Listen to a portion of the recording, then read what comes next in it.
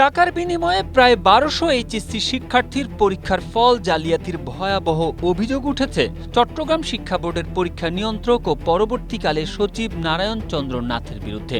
ভয়ঙ্কর ব্যাপার হলো, তদন্ত কমিটি ফল বদলের অভিযোগের প্রমাণ পাওয়ার পর শাস্তির সুপারিশ করলেও মন্ত্রণালয় নারায়ণের বিরুদ্ধে ব্যবস্থা নেওয়ার পরিবর্তে উল্টো ঘটনাটি ধামাচাপা দেয়। এতে আরও বেপরোয়া হয়ে ওঠেন শিক্ষা বোর্ডের এই কর্মকর্তা।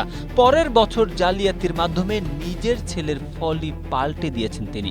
এসব তথ্য জানিয়ে প্রতিবেদন প্রকাশ করেছে দৈনিক আগামী সময়।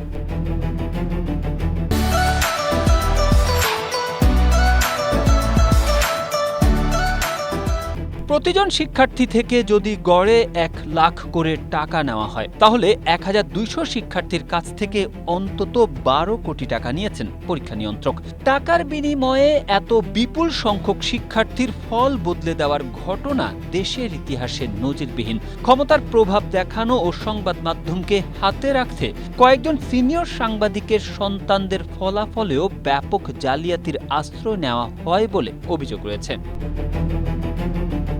তদন্ত কমিটির প্রধান পটিয়া সরকারি কলেজের তৎকালীন অধ্যক্ষ মোহাম্মদ মোজাম্মেল হক গণমাধ্যমটিকে বলেন, ২০২১ সালের এইচএসসি পরীক্ষার টোটাল রেজাল্ট নিয়ে অসঙ্গতি পাওয়া যায়। এর মধ্যে ১২০০ পরীক্ষার্থীর ফল নিয়ে জালিয়াতির অভিযোগ উঠেছিল। আমরা সব উত্তরপত্র ম্যানুয়ালি স্ক্যানিং করেছিলাম।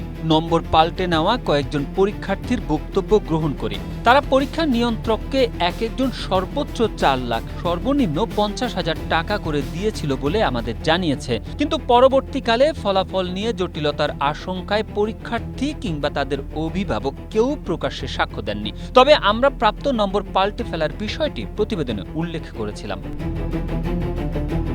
তদন্ত কমিটির কাছে দেওয়া বক্তব্যে নারায়ণ চন্দ্র নাথ জানিয়েছিলেন, তিনি অত্যন্ত ক্লান্ত ও পরিশ্রান্ত থাকায় ফল প্রকাশের পর পরীক্ষার্থীর নম্বর পরিবর্তন কিংবা ফলাফলের অসঙ্গতি পরিবর্তনের জন্য কারো কোনো অনুমতি ও নির্দেশনা নেননি। এদিকে পাবলিক পরীক্ষা আইন অনুযায়ী উত্তরপত্রের নম্বর পাল্টে দেওয়ার জন্য সর্বোচ্চ ৫ বছরের সাজার বিধান রয়েছে। তদন্ত প্রতিবেদনের বিষয়ে নারায়ণ চন্দ্র নাথের সঙ্গে ফোন SMS-এ অসংখ্যবার যোগাযোগ করেও তার মতামত জানা সম্ভব হয়নি। Tarek Ahmed, Asia post.